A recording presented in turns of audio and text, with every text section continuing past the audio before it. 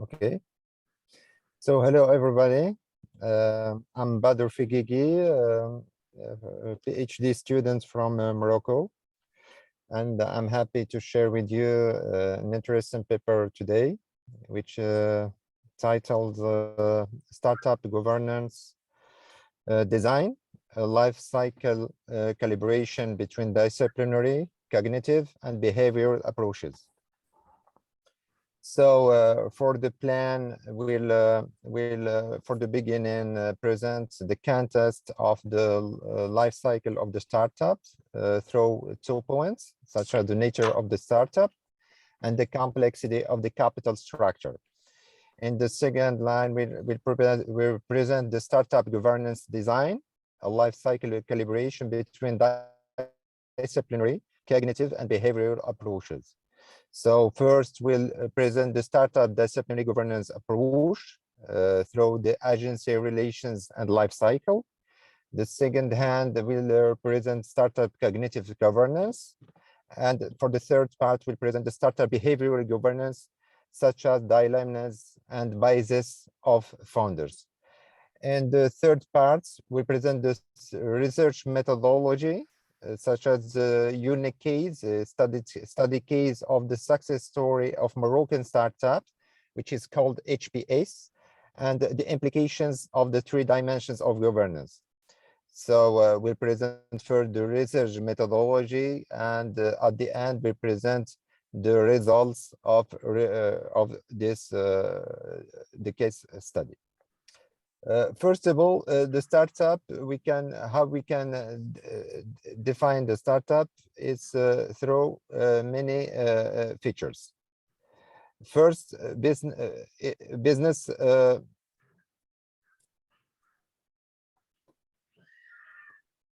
model, which is, and the life cycle, temporality, and certain outlook. Specific environments, innovation, financing methods and actors, and exponential growth. For the business models, which all, such as that the startup search for all replicable business model, and strong investment in R&D.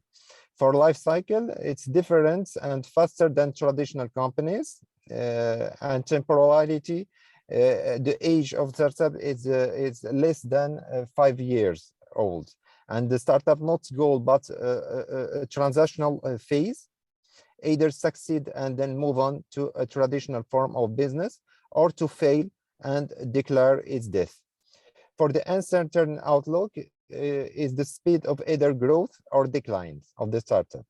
The exponential growth, called in the startup jargon scalability. We'll explain this later. For financing methods and actors, we talk about love money, business angels, venture capital, crowdfunding, and so on. And for the specific environments, we talk about innovations, new scientific discovery, and existing technology and new technology.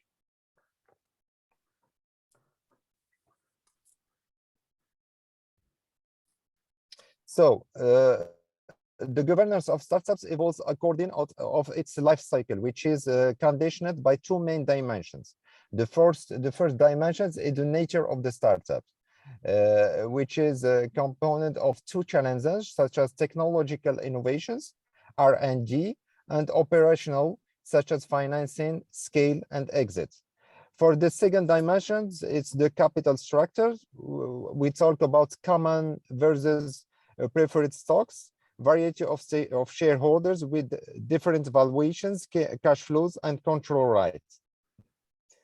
For the second point, the startup. So how we can define the startup? This young startups are focused on innovations and technology, are typically founded by entrepreneurs who have an inventions, technology idea or discovery, and a strong desire to pursue commercial development of their startup. So the challenge is usually both technological and operational. Challenges are related to engineering, research, and technology involved in the innovation process. So the need to raise funds to finance the process, Most founders, however, do not have sufficient funds to bring an innovative product or service to market, and the company may not be profitable for a long period of time. So founders usually turn to love money, which is the money which are given by friends, family, and so on. We talk about business angels and venture capitals to finance the earliest and most uncertain phases of startup. So to be able to achieve interesting outputs in the long term, startup must be able to scale up. It's to say have the potential to succeed on a large scale. But the financial major issue remains that to find an exit. However, the challenge is not only to find an exit, but also to ensure that it's lucrative for its participants and that they agree to it. So in the initial stage, the founders usually share all of the ownership by issuing common shares to themselves using their own funds and those of their families, which talk about lovely money, and friends to finance the initial development effort. Business angels generally receive common stock for their capital. A startup will also typically adopt a stock option plan to give employees an incentive equity stake. Second, to cover the capital requirements for continued growth, startups seek financing from venture capital, who typically receive preference shares with varying terms and overriding contractual rights. So the challenge is this capital structure creates significant differences in preferences among shareholders. Over its life cycle, a venture capital founded startup will have an increasingly complex capital structure. This includes not only founders and employees, but also a variety of shareholders with different valuations, cash flow, and control rights. So in addition to this structure, other types of investors, such as mutual funds, pension funds, hedge funds, private investors, and sovereign wealth funds, enter during the late stage maturity of the startup. So what's about a disciplinary approach on a life cycle of the startup? So it's to emphasize the disciplinary role of the governance systems, manage conflicts of interests, which is strong separation between control and ownership. The function of governance mechanism is not to limit to discretionary space of the manager. For the case of the startup, these disciplinary mechanisms are even more important. So the presence of business angel and venture capitals is often synonymous with significant agency conflicts arising from situations such as continuation bias and the parts of managers. But the coercive visions has several limitations, especially for the startup. Too much involvement of venture capitals and angel investors are as shareholders. Startups can grow with ownership shared by various participants and thus face problems that not necessarily correspond to the famous principal agent paradigm, which is dominant for classical companies. Venture capital-based startup involves heterogeneous shareholders with overlapping governance rules and vertical and horizontal tensions between founders, investors, managers, and employees. So the matrix of vertical and horizontal tensions highlight the particularity of startup governance and also reveals an interesting analytical model. So the tensions tend to multiply as startup evolves and the complexity of its capital structure grows. Let's have the scheme about the conflict agency relationships which depends on the life cycle of the startup. First, we have a preferential versus ordinary shares. The second, we have preferential versus preferential shares. And the third one is ordinary versus ordinary shares.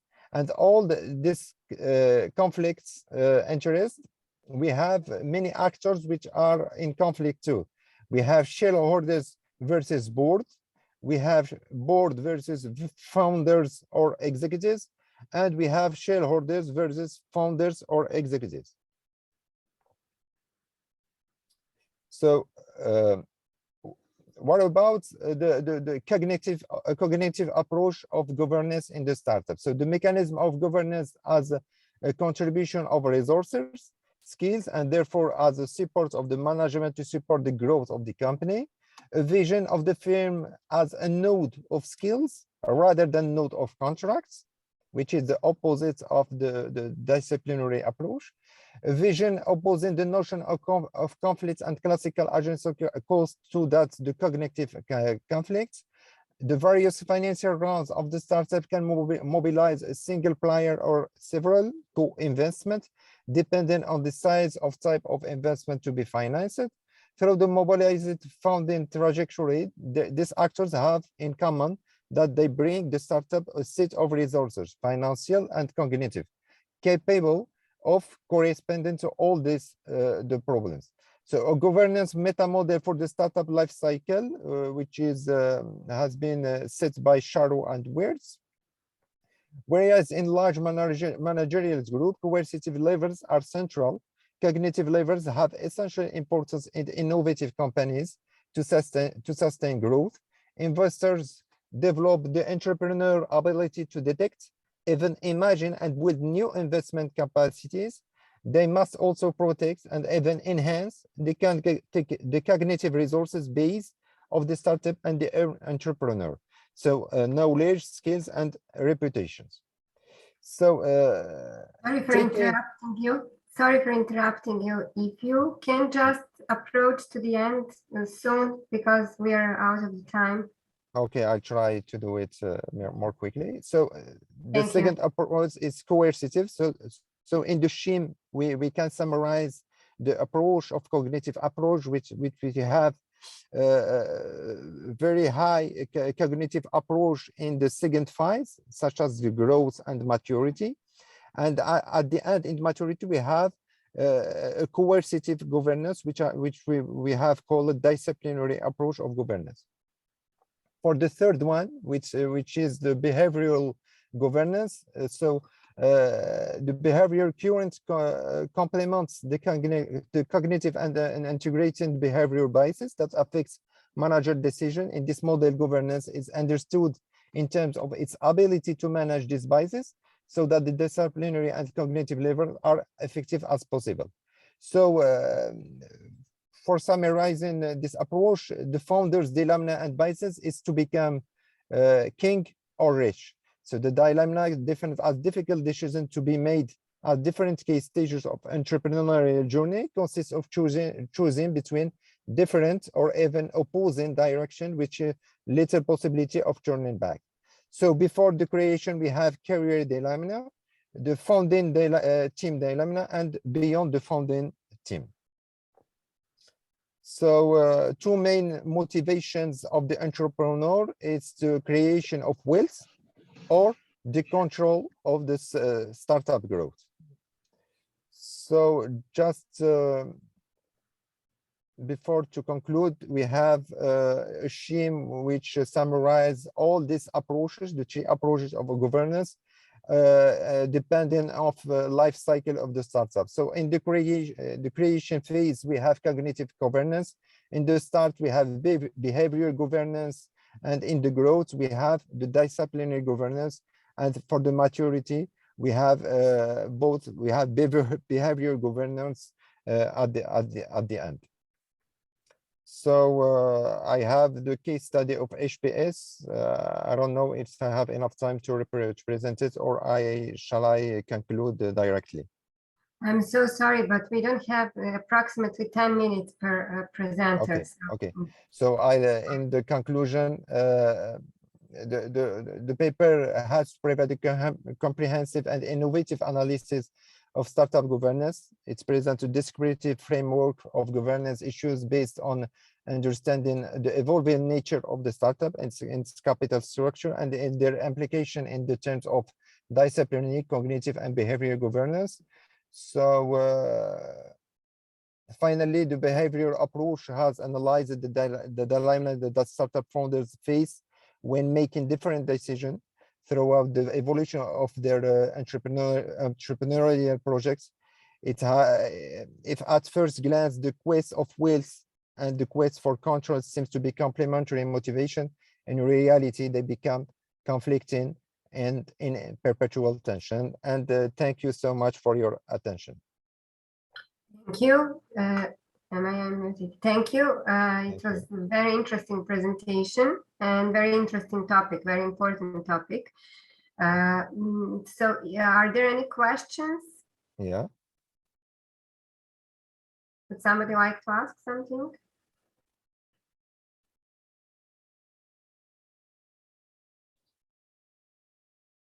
Okay, if not, thank you so much. We can. Thank you. We can call next presenter, Dr. Joao. Hello, good afternoon. Good afternoon. Hello. Yeah, hello. Hello. Can you please, you can share your screen with us? Yeah, sure, yeah. Yes. Excuse me. Yes. Is it visible? Yes, just a second. Yes. Can you please, Mr. I am Ali? at third slot. Did I miss something? We just had one presentation so far. I didn't understand you well what you're asking me, but if I understood well, we have just one presentation. On the program, I am at the third slot, but you started or give the voice to the fourth one. Should I wait or should I start? When are you? You are next, right? You are after Dr. Joao. On the program, it says I am just before. Okay, I will follow you. How you prefer? It doesn't matter for me. I don't understand what are you in the car? You have to leave. You would like to present it now, or? I mean, I don't want to miss my presentation. That's why I am asking you. I am here until my So slot. now I understand. Now is Dr. Joao. Immediately after Dr. Joao, approximately for 10 minutes, minutes for each presentation. So in 10 minutes, it will be your turn. Okay? Okay. Thank you very much. Thank you. Okay, can I start? Yes, Dr. Joao, you can start. Welcome. Okay, good afternoon to all of you. First of all, I would like to thank the organizers of this conference. Sorry, Mr. Dr. Joao, just to ask someone, somebody can go for main screen, then we can share one of my students. Someone, he should mute the mic actually. Can somebody who is not muted, mute mic? Okay, I think that we can start now. Okay, thank you. First of all, I would like to thank the organizers of the conference for giving us the opportunity to participate and present our research in this esteemed conference. It's really an interesting conference, and we have enjoyed the first session and the interactions, also networking with the other members who are participating.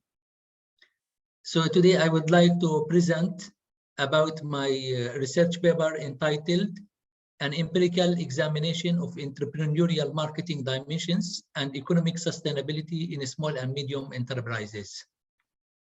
So I will try to finish within 10 minutes, will not take much time. And I tried my best to simplify the presentation to make it easy for everyone to understand and following the flow. So about me, myself, just a quick brief. I'm currently working at the Skyline University College in Sharjah as an assistant professor. I am teaching the courses of marketing. I have more than 7 years of teaching experience. I have studied my master, did my master and PhD in Malaysia, completed my PhD in 2015. Then I worked also in Malaysia for more than 3 years. After that, I worked in Palestine for 1 year and came back again to work here in UAE since January 2020. So today I will share about my topic entitled An Empirical Examination of Entrepreneurial Marketing Dimensions and Economic Sustainability in Small and Medium Enterprises. As we know, nowadays the trend has changed and more organizations are focusing on the sustainability issues and even on maintaining themselves in the marketplace.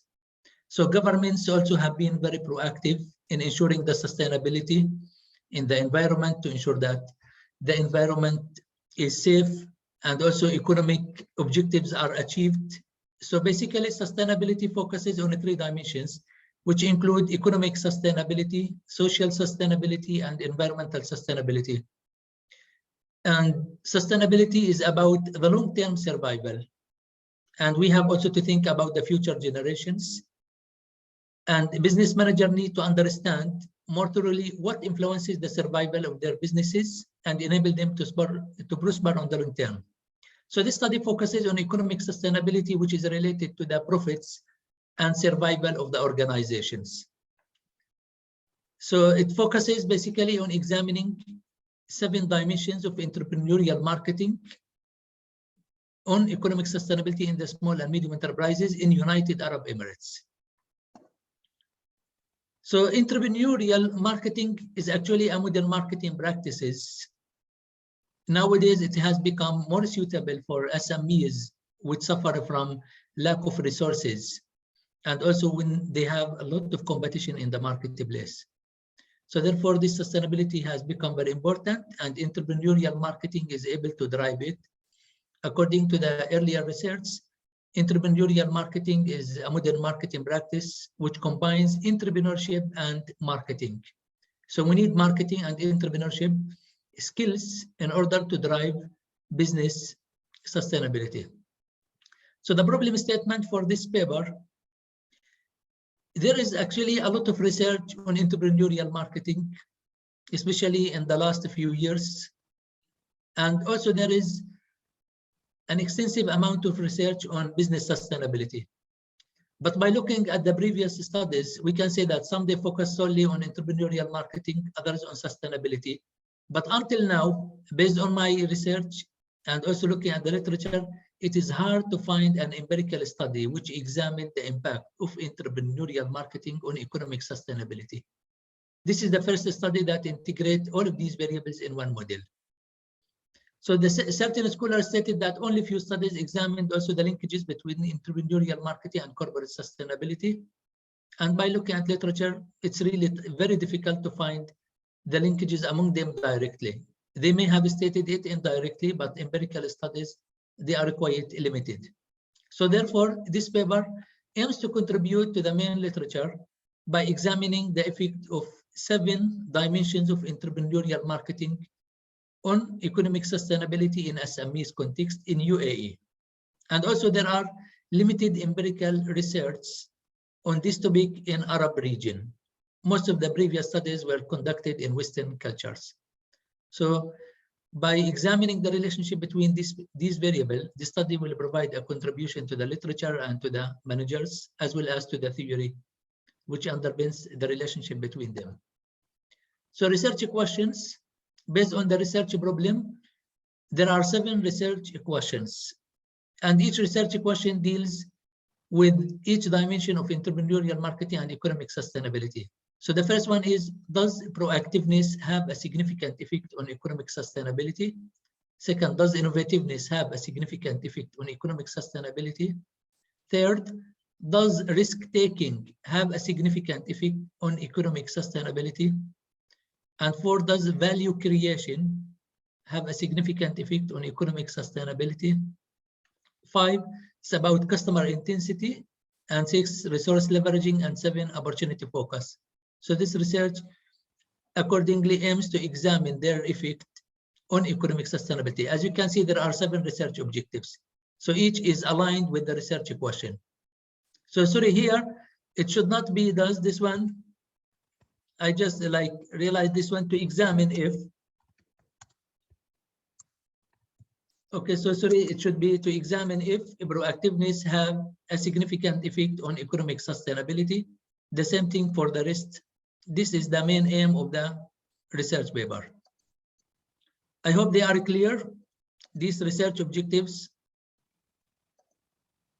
because there are so many, maybe not necessary to read all.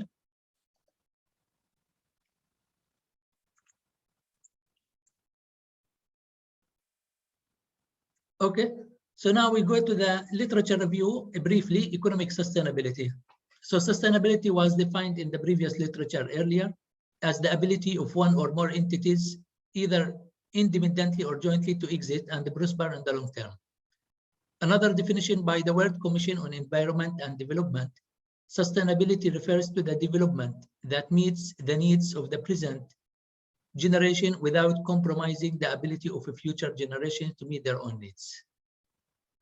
So economic sustainability requires that a business or country uses its resources efficiently and responsibly so that it can operate in a sustainable manner to consistently produce an operational profit. So this mainly deals with the profits of the organization. So without a profit, no business can maintain itself in the market on the long term. And entrepreneurial marketing, this is a modern marketing practices which has received significant attention because the traditional marketing practices have become no longer suitable for SMEs. Especially these SMEs, they have limited resources and they face tough competition. Therefore, SMEs have to look for a new and creative approach for competing and maintaining themselves in the marketplace. And entrepreneurial marketing was defined by Morris in 2002 as the proactive identification and exploitation of opportunities for acquiring and retaining profitable customers through innovative approach to the risk management, resource leveraging, and value creation. This basically deals with the opportunities that organizations have to find in order to satisfy the needs and expectations of customers before and better than competitors. So there are 7 dimensions which I have mentioned them, include proactiveness, risk-taking, innovativeness, opportunity focus, resource leveraging, customer intensity, and value creation.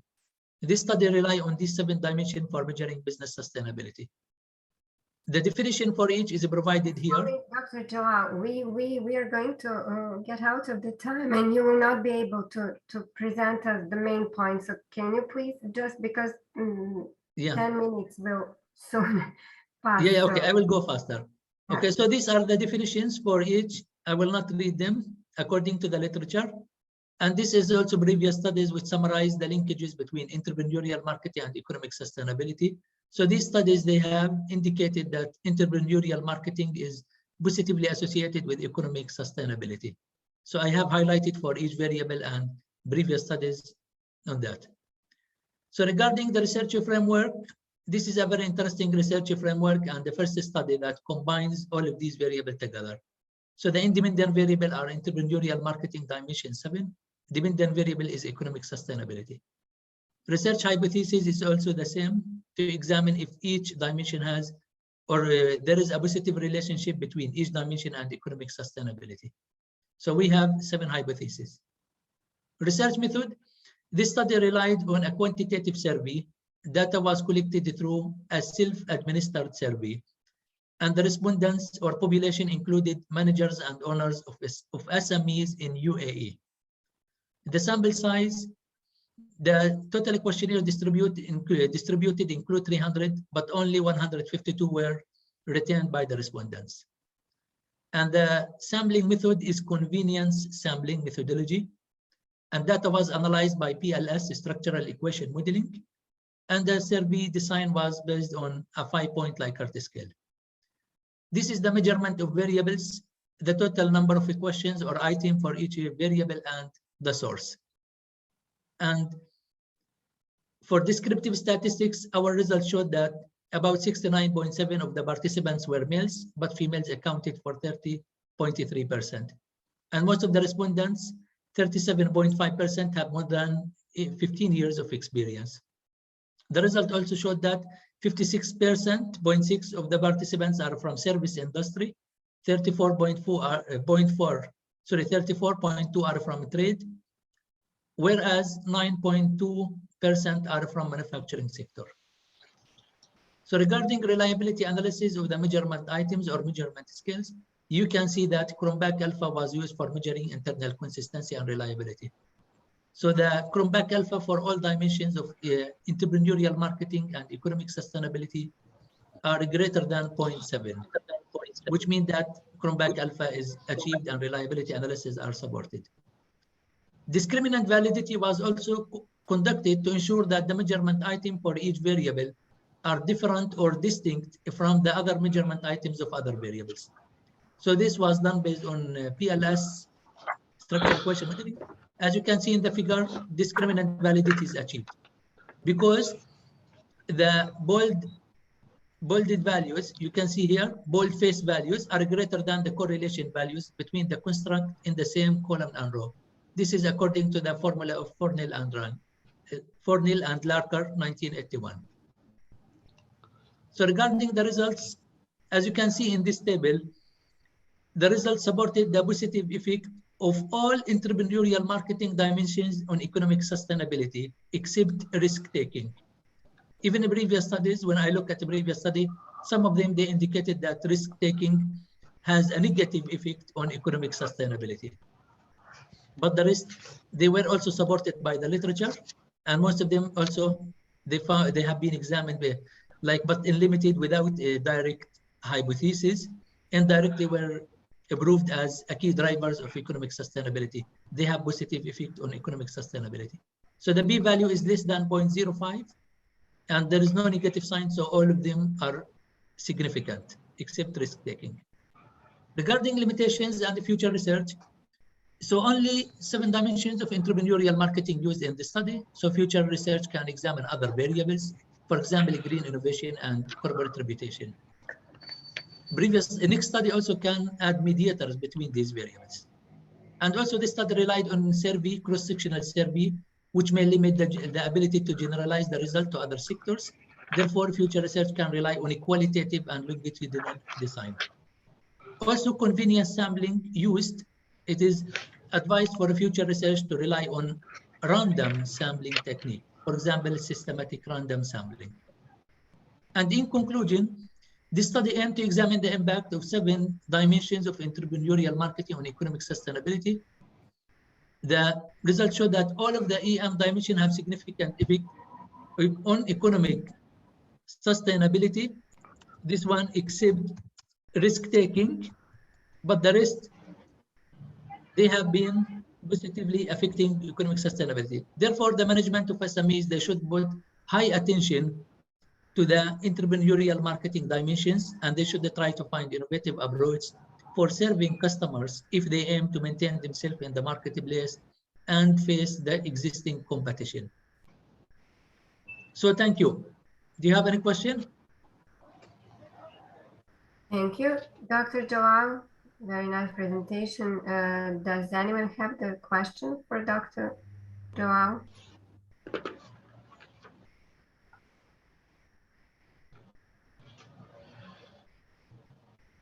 Okay. Hello, everybody. Thank you very well for the presentation, Dr. Jalal. I will like to focus, the difference on independent variable and dependent variable. Can you explain briefly what is very worthwhile for the difference, dependent variable and independent variable? How we can make a good research methodology or a framework or something worthwhile for the future for empirical methodology research. So you want me to explain what is dependent variable and independent variable? How can we generate how can we create a research framework? Yes. Yeah, okay. Dependent variable is the variable that can be affected by other variables. So it depends on what. For example, if we look at firm performance, what are the factors that can improve firm performance? Same thing here, economic sustainability. This is the variable that can be affected by others. So by looking at the literature review, I used these 7 dimensions independent because they have effect on economic sustainability. So these variables, they are affecting. And as you can see, the arrow is coming from them towards economic sustainability. So we can say that independent variables are predictors, a predictor that can explain the variance or change in the dependent variable. So economic sustainability, based on my research, it was found that these variables explain about 62.7% of change in economic sustainability. So I have come up with this research framework by looking at the previous literature. I found that these independent variables were examined with firm performance. Their effect on firm performance was examined on other variables, but on economic sustainability, it was not examined yet. And then based on a call for more research in the future from a recent study on economic sustainability, so my paper has responded to that call. and aim to examine the linkages between them. So basically, this research framework was driven based on the review of past literature. And this is a very important topic and the first study that examined the linkages between them, especially in the Middle East region. Thank you so much for the question, and thank you, Dr. Joel, for the presentation and for your answer. And now I would like to call Dr. Ali, next presenter. Yes. Hello, hi. Okay, yeah. Tell me. So I would just one more time like to remind the other presenters, please, the presentation shouldn't be longer than 10 minutes. So please try to fit into those 10 minutes. Okay. You see my screen right now? Yes, we see the screen. Sure. Okay, now let me start my presentation. Thank you very much, dear Chair. Okay, I just made full screen. Okay, now it is full screen, right? Yes, we can see. Yes. Okay. Hello, everyone. My name is Ali Şükrü Çetinkaya, and I am from Turkey. I am going to present my research findings at this session. The effect of team management on entrepreneurship in retail chains is the name of the research.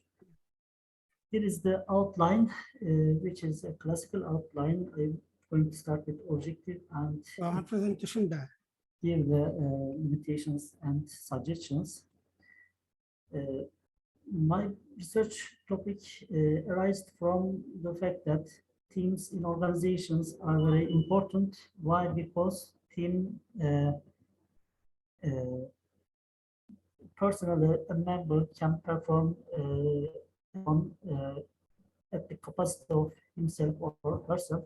However, within a team or team working frame, this person can create much more performance than his personal or alone performance because of the reason of the synergy of the team and collaboration. So teams are very important, as you know, and entrepreneurship is also another concept here, and it is also very important. Why? Because entrepreneurship is the driving factor for the organizations for their progress and growth. I just wondered if there is a relationship between teams and entrepreneurships in organizations, and if so, how level is this relationship? That's the main reason that I conducted this research.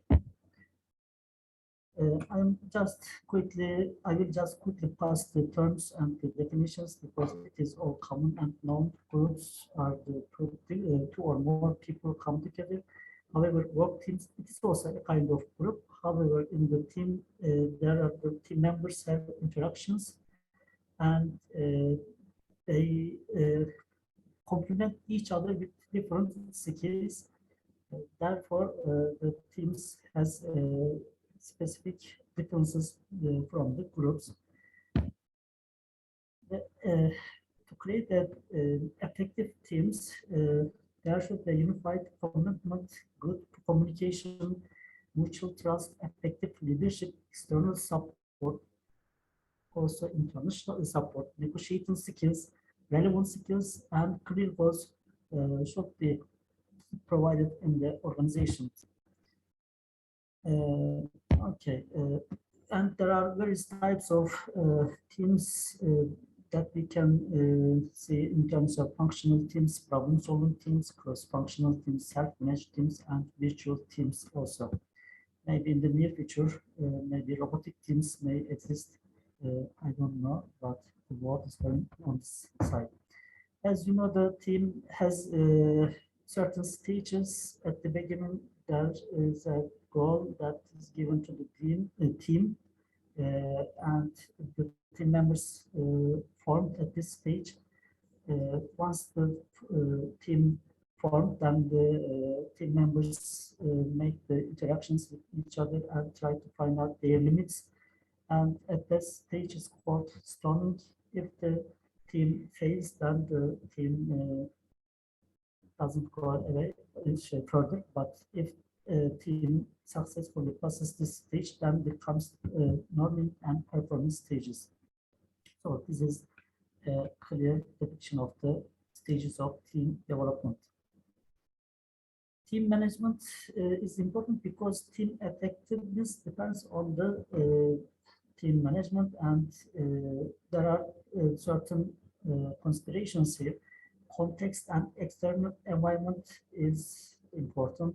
Goals of teams are also important. Team size important. Team member roles and diversity, norms, cohesiveness, and leadership. All these points are very important for team effectiveness in organizations.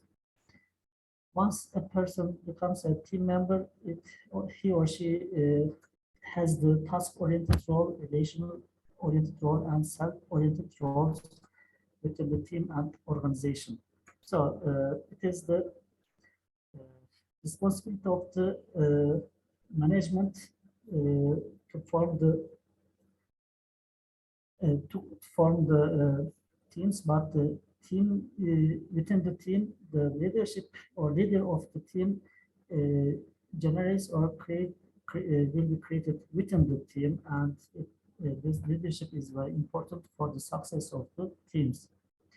So there are triangles of team management: manager, individuals, and team itself is the main points here. So I think you will. I just tried to explain the team concept, and now the other concept, which is the entrepreneurship. Entrepreneurship is another main concept here. Entrepreneurs engage in opportunity-seeking entrepreneurial behaviors, as in the case of independent entrepreneurs discovering important challenges and opportunities. So each person or employee working in an organization should or expected to see the better ideas for future development and express his or her ideas clearly within the organizational frame. And these ideas will at the end further develop or let growth of the organization. I mean, another important point here is the entrepreneurship within organization is the driving factor for the growth of an organization. So entrepreneurship has certain dimensions, as it is stated in the literature: new ventures and new businesses, product, service, innovativeness, self-renewal, proactiveness, risk-taking, competitive aggressiveness. These are the dimensions, and based on the position or organizational ownership and resource authority, that is grid where you can see the type of the entrepreneurship in an organization, like the enabler, opportunist, advocate, or the producer. So for the growth of an organization, employees or human resources must, and these people or employees are very creative, in fact, and their creativity can be utilized for the sake of the growth of the organizations. Sorry, Dr. Ali, I kindly ask you to just approach to the end because... Okay, I'm just going further. Yeah, these are the entrepreneurship in an organization: failures, long time horizon, support of top management, appropriate reward system, resources, and new ideas, encouragement. These are the motivate or determinants of entrepreneurship in an organization, and which is also needed for teamwork in fact. And that's the model that I tested The hypothesis, team management has positive impact on entrepreneurship. And I collected, and this is a quantitatively designed study, and the survey technique was used with the questionnaire having 3 parts: team management, entrepreneurship, and demographics size. And I conducted a pilot study, also got the expert recommendations. The population of the research was the Konya, which is located in the central Anatolia, and I collected 302 valid responses from randomly selected employees. Most of the respondents were male, single at the age of 18 to 24 ages, and 1 to 3 years experience at the current workplace, working at sales and marketing department at the status of workers. I conducted exploratory factor analysis, and it generated 5 different components. I used direct opinion with principal component analysis as rotation method. At the end, there is 5 components explained more than 76% of total variance. I also conducted another factor analysis for the team management concept scale, and it generated also another 5 different compounds, and having more than 77% of total variance. Further, I looked at the confirmatory factor analysis for each structures, and 1 component from team management and 2 components from entrepreneurs should be should be eliminated, and the model then just fitted in this way. And the main aim was to test the hypothesis, and since it had more than 1 components each concepts, then I utilized the structurization modeling path analysis. Path analysis generated a very good fit with model, and the hypothesis was supported as a result. And the findings of the research provided that there was a strong and positive relationship between the team management and entrepreneurship in enterprises. Team management is one of the main determinants of entrepreneurship in businesses. That's the main findings. So, management team for effective entrepreneurship, the proper selection of employees, employee training, and rewarding the appropriate team behaviors will increase the team performance. At the end, this will increase also the entrepreneurship in organizations. So this research was conducted in Konya in Turkey, and similar researches can be conducted in other regions or countries to find out the cultural differences. This research was focused on a particular sector. Other sectors may be considered. And also, this research was quantitatively designed. Qualitative research may get more in-depth information about the topic. That was my findings. Thank you very much for your listening. If you have any question, you are welcome. Thank you. Thank you so much, Dr. Ali, but we will have to skip at the moment questions. I can see that there are some questions in the chat for you, so it would be nice if you can reply. Sure. Yes, in the chat. So I'm sorry, but we are really out of the time. The next session will start in 5 minutes, and we have 2 more presenters. Okay. So, okay. Thank you so much. So is Dr. Fatima here? Hello, ma'am. I'm Zainab. Please, can I present? Yes. Can I present? Hello. Yes. Okay. Yes, ita ce ta farko Tell me sai fast. ni. Wasu suna ta presenting. Noisy, so we don't hear you very well. So we hear people around you. Suna ta yin presenting. Okay, I would like to talk on rural entrepreneurship.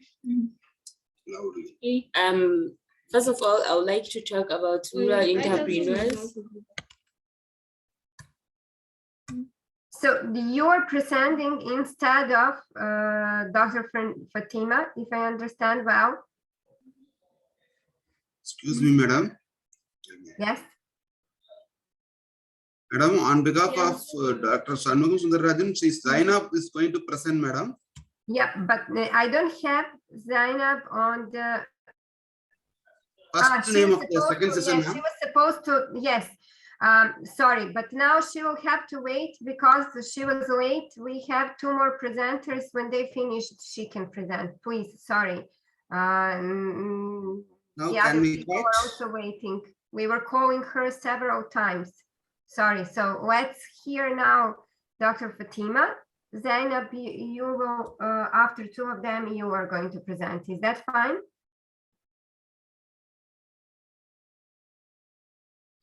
Is there Dr. Fatima? No. Is there Dr. Arian, if I pronounce it well? Hi, everybody. It's not Eriona, but it's Elisabetta. Okay. we are co-authors. Co-authors. Okay. Yeah. So I can present our research. Can I make a share screen? Yes, of course. It's okay. Can you see the paper? Not yet. Now we can see. I would just kindly ask you to try to squeeze into 10 minutes. I will respect the time. It's promised. I promise you.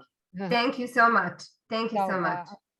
My name is Elisabetta Osmanai. I am associated professor. I am from Albania, first of all, from Alexander Giovanni University.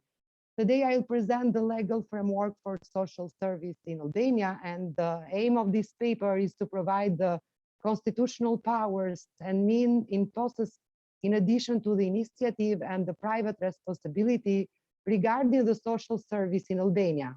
It also provides a clear point of view of social service after the collapse of communism system in 1990, the transformation of economic relation which reflected the change on the social structure. About social right, in my point of view, social rights, or the weirder category, social economic rights, the constitutionalist doctrine, and not only classifies them as second generation rights. The welfare state also was born precisely from the need to maintain the capitalist economy model on the one hand, and to create opportunities to guarantee these rights even to those who did not have the economic opportunity to have them. Something about the history of social service in Albania, and for legal framework in Albania, something for the history of law. So the first law in Albania, we find the first law, let's say, date in 1927. And it was publicated in an official journal of Interior Ministry on civil and military pension in the Republic of Albania. And this law was quite advanced for time and the only one with regard to the social insurance system. No other category of citizens was included in this law. After the Second World War, like you know, and hope you know, with the establishment of the communism system in Albania, the legal framework was enriched. I passed concretely in the law. So, for example, in 1963, came into force the law on healthcare and the provision of free of charge healthcare in the Republic of Albania.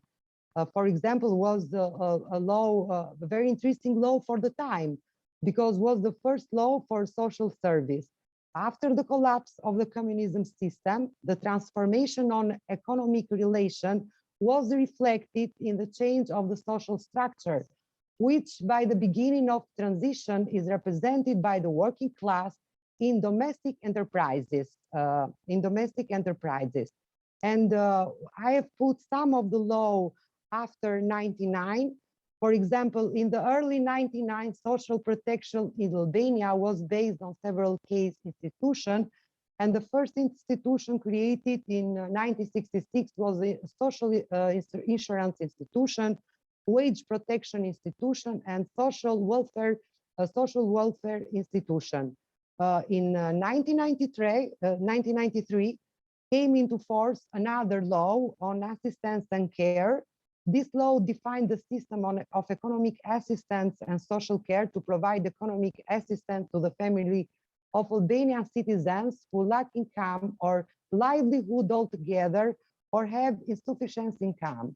The beneficiaries of this law were the Albanian families who had insufficient income or did not have income of resources from any other activity or capital at all. This assistance can also be obtained by families who take care of another member of the family who might be blind or mentally disabled or serious invalidity, childhood, disabled person who cannot care for himself and who cannot care for himself. In this law, were also defined social care service for elderly people, disabled, and other similar institutions. I'll pass in another today. Today, Albania, in terms of forms of government, is a parliamentary republic where the law is the basic and the limits of the activity of the state, and the constitution is the highest law in the Republic of Albania.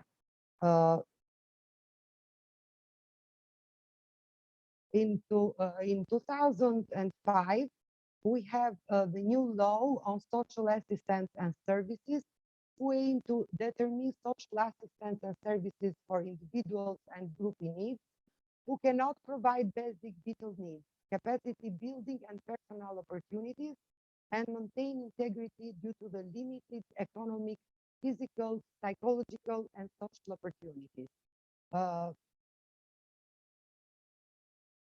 This law also defines the category of beneficiaries, and we have two types of beneficiaries: family needs, who part of them are orphans over 25, unemployed, who are not in institution or under guardianship, parents with more than 2 children born at once, belonging to families in need.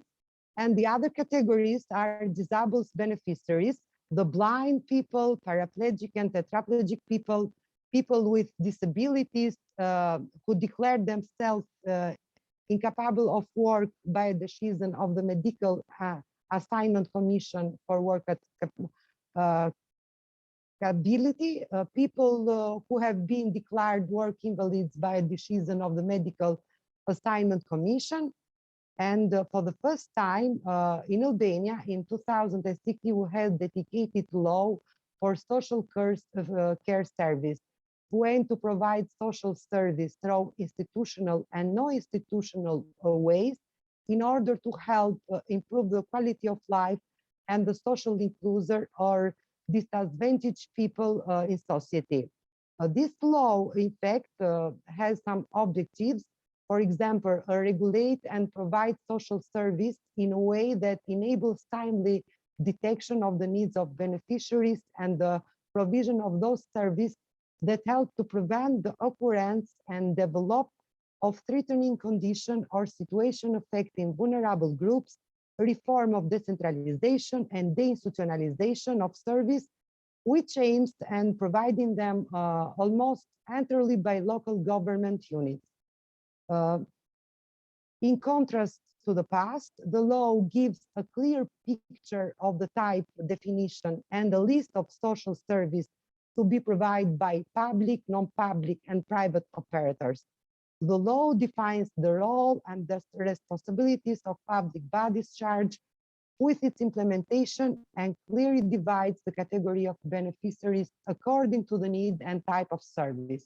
The right to benefit from social service is available to individuals or families who do not have the minimum living means and are unable to provide them with work or income from property or other resources.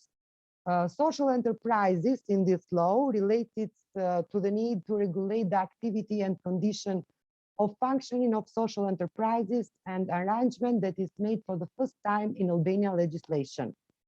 Give that one, the main purpose of this law suite is the protection and social inclusion of disadvantaged group, and it is considered important to include a general definition in the draft law of the categories that are part of this group. including groups with extreme poverty problems, social inclusion, inequality due to the location, long-term unemployment, exclusion due to the ethnicity belonging to the ethnic minorities, difficulties due to being convicted or being addicted to drugs or alcohol, and disabled people.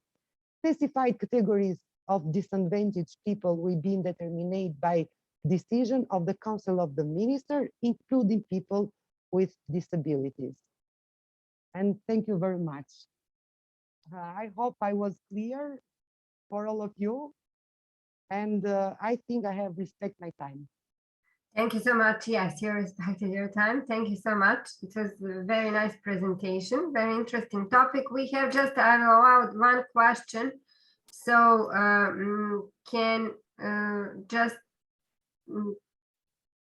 you please, instead of reading in the chat, can please Dr. Mark? One moment, please. The question is in the chat. Yes, but maybe Mr. Mark or Dr. Mark can join us. He asked me, do you make any reference to other states such United Kingdom, US, Malaysia, and others? In fact, our law is similar to the Italian law. We don't have the same legislation like in United Kingdom or in USA. I don't know the law in Malaysia, and I can't say anything about this. But if you are interested, I can send you my presentation. But we have the same law like in Italian state. Thank you so much, Elisabetta. Thank you. Bye. Bye. Okay, so is Zainab with us?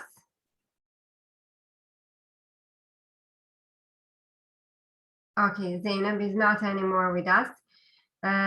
So I believe, is there someone who didn't come on time now with us and who didn't present it? Fatima and Zainab. I think that these are the only two presentations. So Fatima is not here, Zainab is not here. Okay, thank you so much for the presentation, to all the presenters. Thank you to others who were participating and asking questions. You have now a short break and you can join next session. But, thank you. Mark, can I present? You are Under the Bashir. You know, actually, I am presently in Nigeria, and I've been on my system this morning. My battery is running down, and I don't have electricity at home presently. That's why I want to take this advantage to see if I can present my paper. Okay, but because I've been using my. It's supposed to be session. When is your session? You're not in my. One more time. When was your session? Session 3. But the issue is that my battery is running down. You know, in Nigeria, we don't have stable electricity. Yeah, I understand you completely. And, but excuse me for interrupting you. This is the session about entrepreneurship and law, and you are in the team finance and accounting. Can you ask the administrator to move you to the team 3? And there, because that is the session, that is the theme where you should present your paper. So it doesn't matter if it's not your turn, but it will be better to present it in the team 3. So can you now go back to the main room and to ask them to, do you understand me? What my own is team 2, but session 3. Session 3, theme 2, economics unit. Session 3, okay, session 3, but you are going to present it then after the break. Okay, the same theme 2.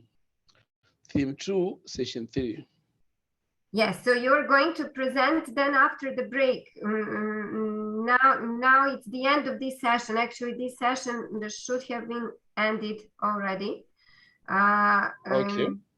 So you're going to present it at 6:30. 6:30? Yes. Okay, Actually, no problem. yeah. So sorry, That but is my. is it going I to? I will preserve my battery now so that I don't know whether I will be the first to present when it comes to the turn of session 3. Okay. I don't know whether you allow me to present first.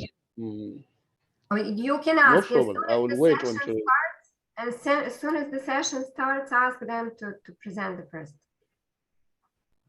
Okay. Okay, no problem. Thank you so much. Thank you very much.